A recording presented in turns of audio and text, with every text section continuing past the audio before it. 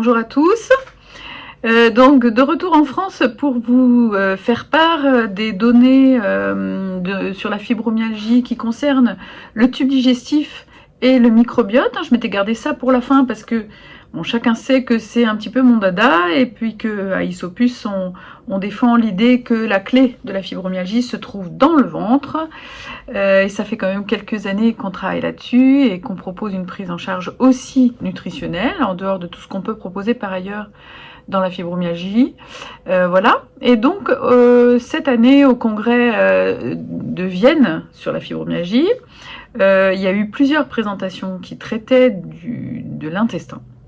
Et donc, trois interventions très intéressantes, dont la troisième réalisée par le docteur Minerbi, donc qui a publié en 2019 la première étude sur le sur le microbiote des patients fibromyalgiques, donc avec une seule conclusion, le microbiote des patients fibromyalgiques est bien particulier et très distinct du microbiote de ce qu'on appelle les healthy controls, c'est-à-dire les sujets sains étudiés dans le même temps.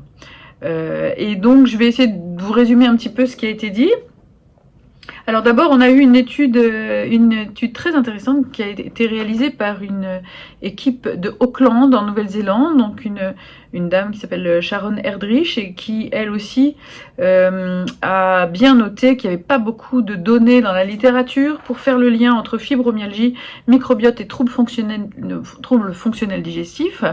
Et donc, on entend par troubles fonctionnels digestifs toutes les anomalies de fonctionnement du tube digestif, en commençant par l'œsophage et en terminant par l'anus. Et donc souvent, on réduit ça aux troubles fonctionnels intestinaux, donc diarrhée, constipation, alternance entre les deux, douleurs abdominales, ballonnement, etc. Mais il n'y a pas que ça, il y a aussi des troubles fonctionnels du haut appareil digestif, donc de l'œsophage, et puis aussi au niveau de l'anus. Et donc en fait, ce qui est très intéressant, c'est que c'est la première fois qu'il y a une étude très très détaillée de ces troubles fonctionnels digestifs dans la fibromyalgie, parce que jusqu'à présent, on avait des chiffres qui correspondaient pas tout à fait à la réalité, c'est-à-dire quand on nous dit qu'il y a 30% ou 40% ou 50% des malades fibromyalgiques qui ont des troubles digestifs, en fait en réalité, parmi les patients qu'on voit au quotidien, c'est plus du 90% que du 40 ou du 50%. Et donc en fait, pour avoir la réponse, il faut aller étudier précisément les symptômes chez les patients et s'y intéresser, ce que font pas tous les docteurs, parce que souvent quand les gens disent j'ai mal au ventre, je ballonne, je suis constipée, bon, on prend ça un peu par-dessus la jambe. Donc là, ils ont vraiment été étudiés en détail, en se basant sur les critères de ROM4, qui sont la dernière classification des troubles fonctionnels intestinaux. Alors, je ne vais pas vous la décrire là, parce qu'en fait, elle est assez compliquée. Donc, on va essayer de simplifier un petit peu ça. Donc en résumé, ce qu'ils trouvent, c'est 93% de troubles fonctionnels digestifs chez les patients fibromyalgiques, et ça correspond, comme je vous le disais, beaucoup plus à la réalité du quotidien, avec au total 88% des patients qui ont un syndrome de l'intestin irritable, contre 15% dans la population générale. Les troubles fonctionnels digestifs, c'est à peu près un Français sur 3, donc 36% en fait, et 93% parmi les patients fibromyalgiques. Et pour les troubles fonctionnels intestinaux, c'est 88% des patients fibromyalgiques contre 15% dans la population générale. Et un truc elle en a pas parlé, mais dans son tableau, j'ai bien vu, ça m'a un petit peu interpellée, parce qu'on sous-estime probablement la proportion de patients qui présentent des problèmes anorectaux. Donc anorectaux, ça concerne le rectum et l'anus, et donc on voit effectivement des patients qui ont soit des fuites de selles, ou des fuites urinaires aussi d'ailleurs, des fuites de selles, soit au contraire des difficultés à exonérer, c'est-à-dire qu'il y a des patients, c'est tellement paresseux au niveau de la dernière partie de l'intestin que ça ne veut pas sortir, et il faut des fois aller aider avec le doigt parce que c'est difficile. Et ce qui m'a frappé en fait, ce sont les chiffres, puisque dans la population générale, les troubles anorectaux concernent 4% de la population, et dans la population fibromyalgique, c'est 32% des patients, donc en fait c'est beaucoup. C'est beaucoup plus que proportionnellement pour les autres troubles fonctionnels. Voilà. Alors, une chose importante, hein, si vous avez des troubles digestifs, qu'ils soient en haut, en bas, au milieu, enfin voilà, l'important c'est quand même de consulter Donc soit un médecin généraliste, soit un gastro-entérologue. C'est important quand même d'être sûr de ne pas passer à côté de quelque chose. En général, ce qui se passe, c'est quand les troubles fonctionnels évoluent depuis de très nombreuses années. En général, ça correspond à des troubles fonctionnels intestinaux, c'est pas là qu'on va trouver un cancer. Par contre, si les troubles se modifient, ne sont pas comme d'habitude, alors là, ça vaut le coup d'aller d'aller consulter pour voir s'il y a autre chose. Donc ils ne relèvent pas tous d'une consultation chez le gastro-entérologue, mais quand ça s'est modifié, c'est quelque chose dont il faut au moins parler à son médecin traitant. Voilà, donc ça c'était vraiment, ça m'a passionné cette présentation, d'abord parce que la dame était très intéressante, et parce que je crois que c'est la première fois qu'il y a une étude aussi détaillée des troubles digestifs dans la fibromyalgie. Et par ailleurs, elle a souligné un élément très important, c'est que les troubles étaient majoritairement sous-diagnostiqués chez les patients, et donc sous-pris en charge bien sûr. Et par ailleurs, plus les patients ont des troubles fonctionnels variés, c'est-à-dire qu'ils n'ont pas seulement l'intestin, mais aussi l'œsophage, mais aussi l'anus, etc., etc., et plus ils avaient des symptômes importants au niveau gastro-intestinal, plus ils avaient de douleurs diffuses, et donc l'importance de la douleur dans la fibromyalgie est corrélée à la sévérité et au nombre de troubles digestifs présentés par le malade. Donc ça c'est encore très intéressant, ça va dans le sens de ce que je dis depuis longtemps, puisque c'est globalement ce que disent les patients, hein, c'est que quand l'intestin ne va pas, le reste ne va pas non plus. Voilà, donc la question qu'elle pose à la fin de sa présentation, c'est est-ce que les troubles digestifs sont la cause ou la conséquence? Est-ce que c'est l'œuf ou la poule? En fait, les troubles digestifs provoquent la fibromyalgie. Est-ce que la fibromyalgie aggrave les troubles digestifs? Donc voilà, donc ça évidemment on n'a pas la réponse dans la littérature scientifique en tout cas. Donc ça c'est pour la première présentation. La deuxième présentation, c'est un Anglais qui a fait une présentation sur le syndrome de l'intestin irritable. On va pas tellement parler de la fibromyalgie parce que c'est pas trop son domaine de prédilection, mais en tout cas il a rappelé des choses intéressantes sur le syndrome de l'intestin irritable.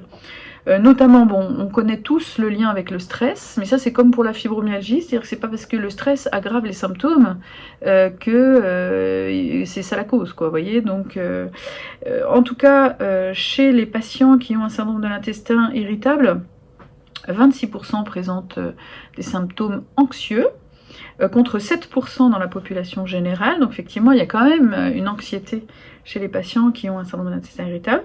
Et par contre, j'ai bien noté dans sa présentation que le taux de patients dépressifs dans le syndrome de l'intestin irritable est de 10%. Et ce sont les mêmes chiffres dans la population générale. Donc c'est assez troublant. C'est-à-dire que quand quelqu'un, un praticien dit à un malade, il faut vous soigner, vous êtes dépressif, non. Non, il n'y a pas plus de dépressifs chez les intestins irritables que dans la population générale. Donc non, d'anxiété oui, mais dépression non. Voilà. Donc il a rappelé également le lien avec le cortisol. Le cortisol, qui est une hormone produite par la surrénale sous l'influence de l'hypophyse et qui au cours de la fibromyalgie, montre des variations de taux avec des baisses et des augmentations par moment. Donc il y a des perturbations du cycle du cortisol dans la fibromyalgie, mais aussi dans l'intestin irritable.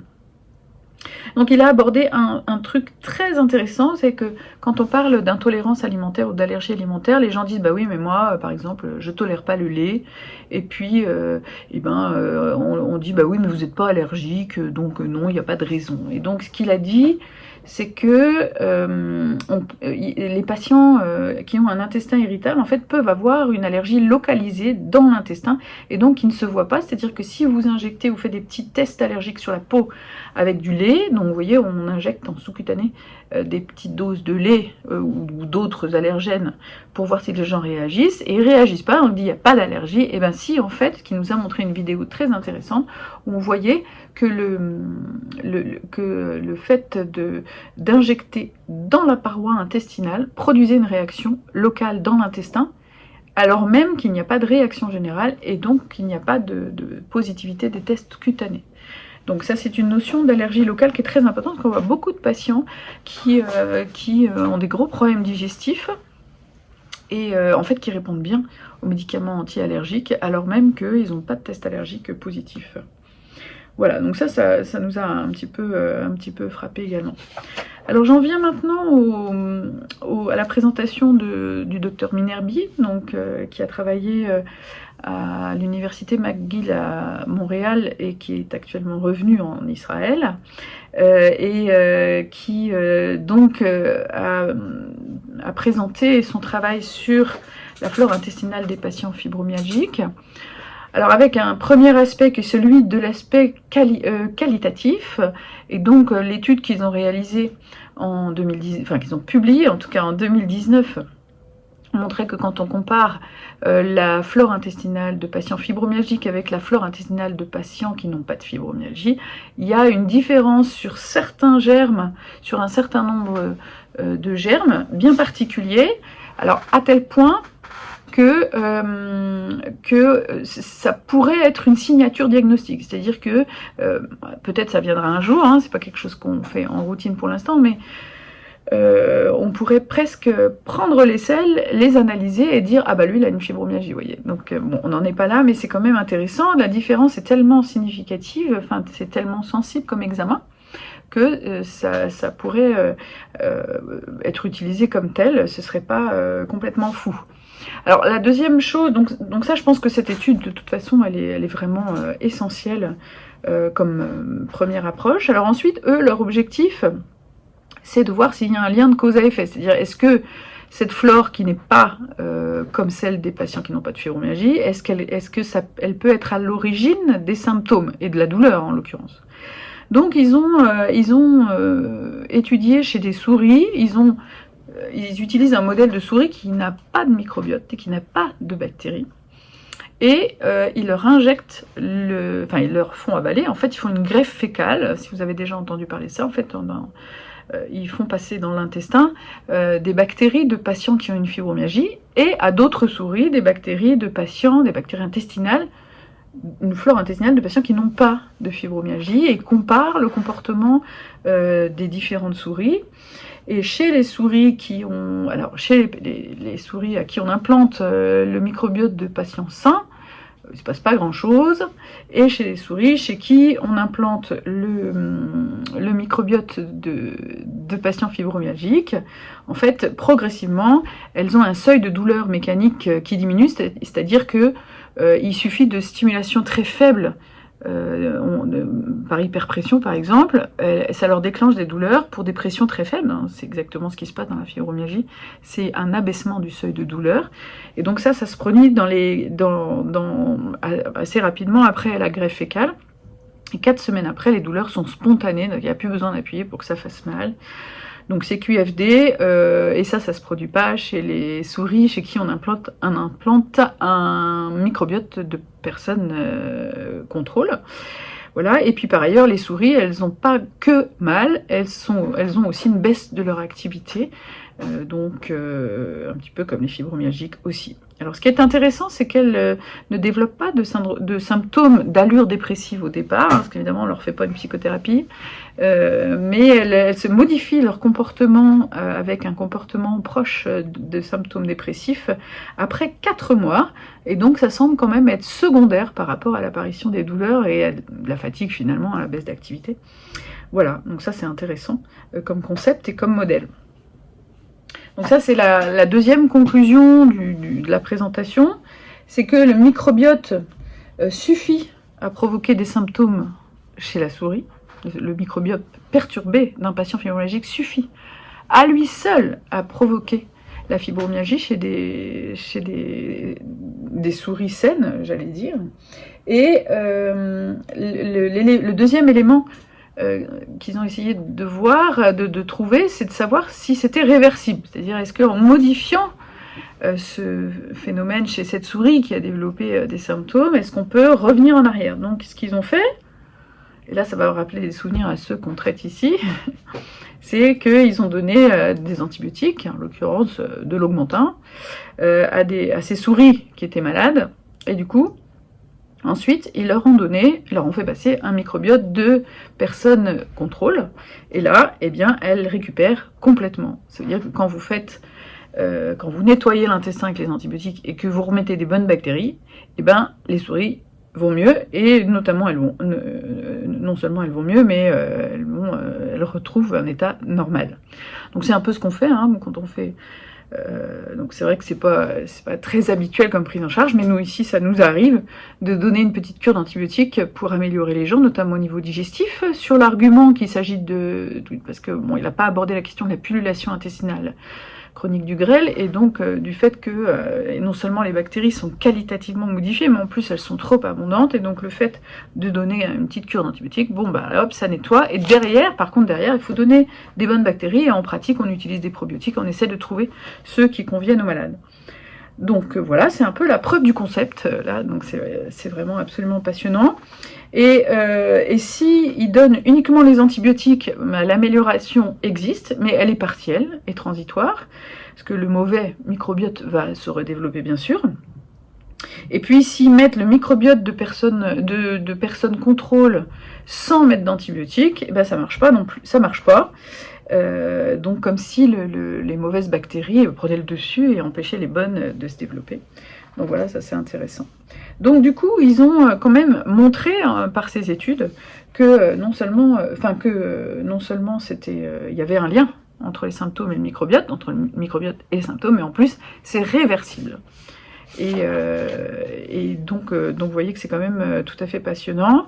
Donc après, l'interrogation, elle est sur les mécanismes d'action. Donc les mécanismes qui sont évoqués, qui ne sont pas démontrés, mais qui sont évoqués par le docteur Minerbi, c'est d'abord l'immunomodulation et l'activation de la microglie. Donc vous savez que dans la fibromyalgie, je ne sais plus si je l'ai dit à la précédente présentation, mais il y a une hyperactivation, un état pro-inflammatoire de la microglie, c'est-à-dire c'est l'enveloppe des neurones, hein, c'est ce qui entoure les neurones, et donc un état de micro-inflammation continue, si vous voulez, et donc il pourrait y avoir un lien avec ce qui se passe dans le microbiote par une hyperactivation immunitaire, et avec peut-être un lien avec les monocytes sanguins et une sécrétion de métabolites qui aurait un effet direct sur la nociception et sur l'allergie. Donc voilà, mais ça c'est de l'ordre de l'hypothèse, que ça n'est pas démontré. Et puis il a abordé aussi la question des bactéries qui sont différentes par rapport au microbiote de patients sains, et en l'occurrence parmi ces bactéries, il y en a 5 qui métabolisent les acides biliaires, et donc il y aurait un problème au niveau du métabolisme des acides biliaires. Donc ça c'est une hypothèse également qui est soulevée, qui est intéressante. Alors bon, je vous détaille pas, mais c'était quand même intéressant, et notamment parmi ces acides biliaires qui se retrouvent dans le sang, en fait, il y en a quelques-uns qui seraient inversement corrélés à la douleur. Enfin voilà. Donc je vous donne pas plus de détails parce que c'est un petit peu pointu comme notion, mais vous voyez que on avance de façon incroyable. Et ça confirme en fait ce sur lequel on travaille depuis 10 ans. Ici et à Isopus, hein, ce en quoi on croit. C'est qu'il y a un lien entre les modifications qualitatives et quantitatives des bactéries intestinales chez les patients fibromyalgiques, un lien avec la douleur et aussi la fatigue. Alors on est allé discuter avec lui à la fin, hein, pour lui dire que nous, notre hypothèse finalement, c'était que c'était les gaz qui étaient le lien, donc voilà, c'était intéressant d'aller discuter avec lui. Et puis donc l'application clinique, eh bien c'est qu'ils essayent de faire ça en vrai chez des gens, c'est-à-dire que chez les patients fibromyalgiques, ils administrent des capsules des capsules de greffe fécale de patientes saines, et donc ils sont en train de faire le travail dans un essai clinique en réalité chez les patients. Et donc avec plusieurs cures de bons microbiotes, après une cure d'antibiotiques, donc on verra les résultats. Mais en tout cas, on avance énormément, et donc ça me conforte aussi dans l'idée qu'il faut vraiment attacher de l'importance à l'alimentation, parce que dans ce qu'on mange, il y a des aliments qui fermentent dans l'intestin, qui provoquent des gaz, et les gaz rendent malade. Et par ailleurs, si on a une alimentation déséquilibrée, riche en aliments qui fermentent, en gluten, en lactose, etc., on va développer une mauvaise flore, alors que si on mange beaucoup de fibres, de légumes, de choses qui ne fermentent pas, à ce moment-là, c'est-à-dire des aliments pauvres en FODMAP, à ce moment-là, on développe une bonne flore intestinale. Et donc, c'est un gage de bonne santé. Donc, ce qui est montré globalement dans toutes les études sur le microbiote, c'est qu'il faut une flore pas trop abondante, donc pas de pullulation, et très variée et de bonne qualité. Voilà. Donc très excitant. Alors, on est sorti de là vraiment très contente. Donc si vous voulez plus d'informations sur ce qui se passe dans l'intestin, sur les gaz intestinaux, sur l'alimentation pauvre en FODMAP, sur le gluten, sur le lactose, vous pouvez aller sur notre site www.isopus.fr. Vous allez dans l'onglet vidéo. Et dans l'onglet vidéo, ça vous envoie sur notre chaîne YouTube. On a fait pas mal de vidéos sur chaque item, gluten, lactose, FODMAP, les petites recettes, les conférences. Il y a aussi un topo sur les gaz intestinaux, etc. Donc vous allez trouver, vous fouinez, vous allez trouver plein d'infos. Puis dans l'onglet documents, vous avez aussi quelques documents pour vous aider. On est en train d'en refaire encore mieux, hein, parce que on progresse. Voilà. Donc voilà ce que je voulais dire sur vraiment les avancées en matière de digestif dans la fibromyalgie. Donc j'espère que ça vous a intéressé, que j'ai pas été trop compliquée. Voilà, et puis je vous dis bon courage, et puis à très bientôt pour le printemps Isopus. Au revoir.